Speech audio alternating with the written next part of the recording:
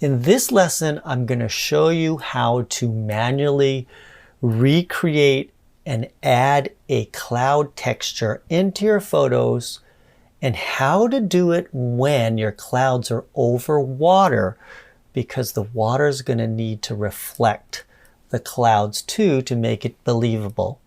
On top of that, I'm going to show you how I add my light textures into a photo to give it a certain light complexity and a lighting signature style.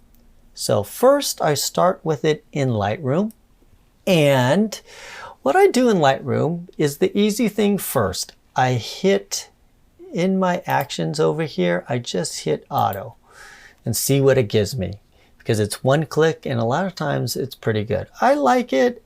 It's a tad overexposed to me. I want to make sure I don't kill the highlights, but that's pretty good right there. What I'm also going to do is add my noise reduction, which I do on everything. And then I'm going to make my subject a tad skinnier and stretch them. They just seem a little bit more elongated, looks better. And so I go to this action number 2, skinny portrait wide. Wide means is when you have a wide picture, you choose that, it will make them skinny. If you choose vertical, it's going to widen them. So that's why you got to see the orientation of your photo and select the right one to make them slightly stretched. And I hit the wide there. I have these other little types of things that give it color style and things like that, but I usually save that near the end. Okay, so that looks pretty good right there.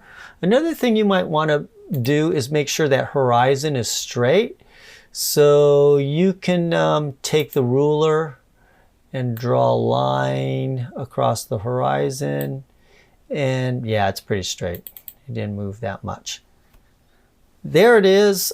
I'm now going to bring this into Photoshop, add a sky, and skin the smooth out and edit the photo. So right click the photo, edit in Photoshop.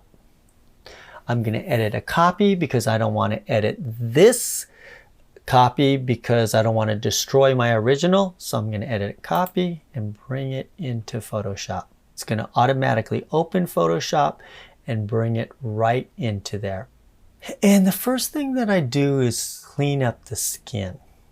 Okay, so I have my skin smoothing action right here, and I hit the skin smoothing. It's going to create a Gaussian blur layer. And how do I know how far to pull up this radius? So I look at the problem area, which would be right here.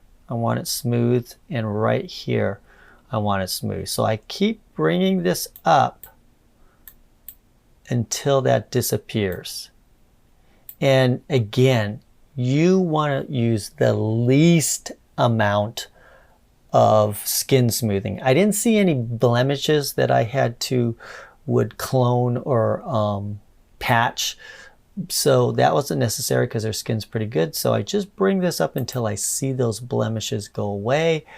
I'm going to add a bit of grain to it. Standard is fine, 3. And then I am going to use my tool and just dab in to smooth that skin.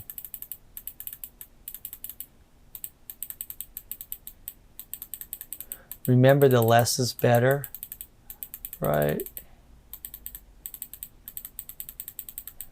And I'm just... Sometimes if you take all their freckles away, it's going to look not natural. So you want to kind of keep that in there. Now I may need to get in closer because I want to kind of smooth out this area under her lip. So I make it smaller. I'm going to just get under there and make it smoother. That looks pretty good there. Okay, got her neck. Then I'm using the largest brush possible because that's what makes things smooth. Another thing you want to make sure is that your flow is down probably below 15%. And the less flow that you have, the more you can kind of layer the effect on. It's kind of like painting. You don't want big broad strokes right away. You kind of just want to layer it on to make sure that you're not making a big mistake with one stroke. If you have your flow less, the less of effect it will take on your photo, and so you can keep painting over it to take the effect out instead of just one broad stroke. Because if you do one stroke, it doesn't look natural sometimes, and sometimes you kind of have to finesse the skin smoothing, because it really is like painting.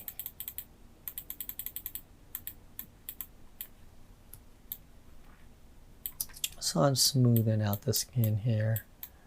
Anywhere there's kind of a line, you like either eliminating it or reducing it. For some reason, lines kind of denote age, so people with less lines usually looks better.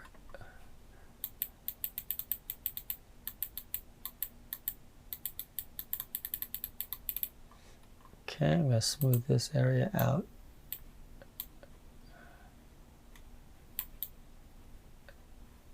Great lighting and smooth skin makes for always an awesome combination, because you want that skin to have a highlight and shadow on it, and that's when it looks really gorgeous.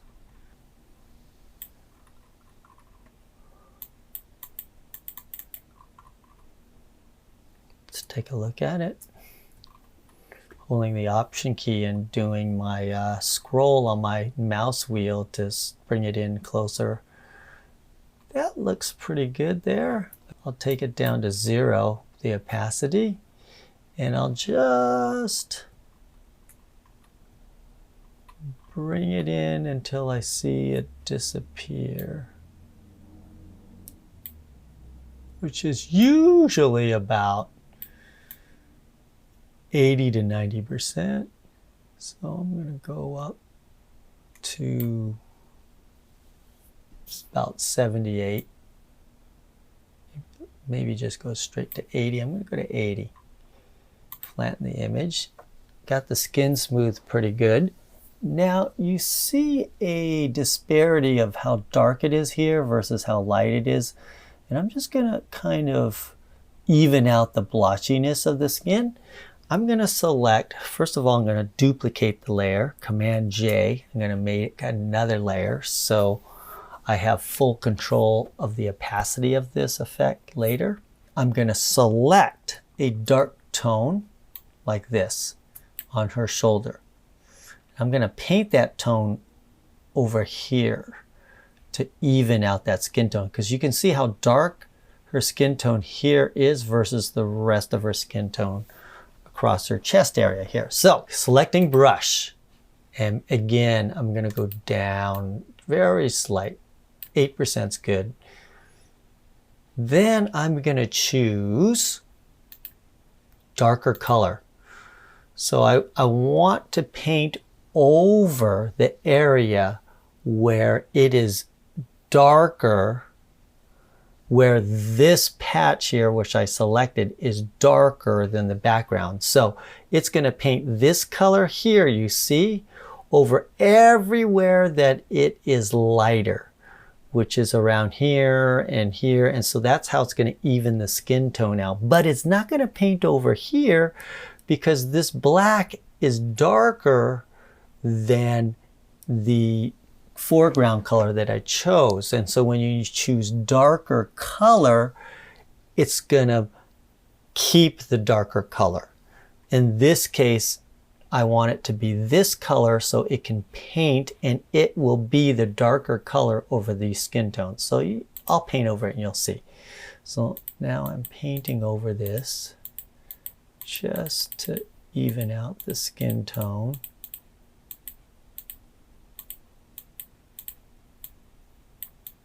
Just to make it a bit darker.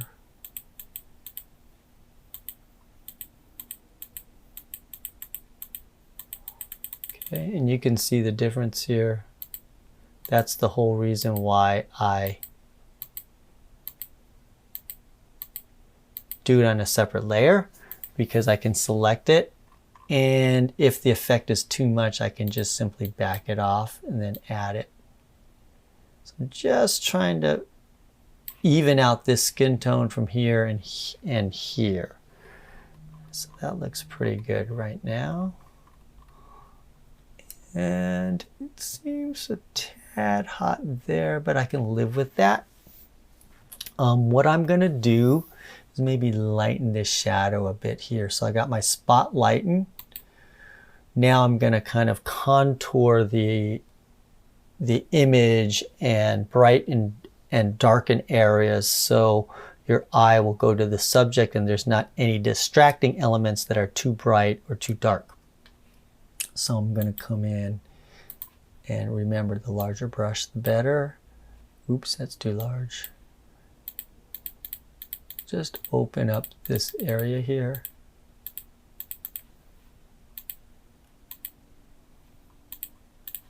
Okay.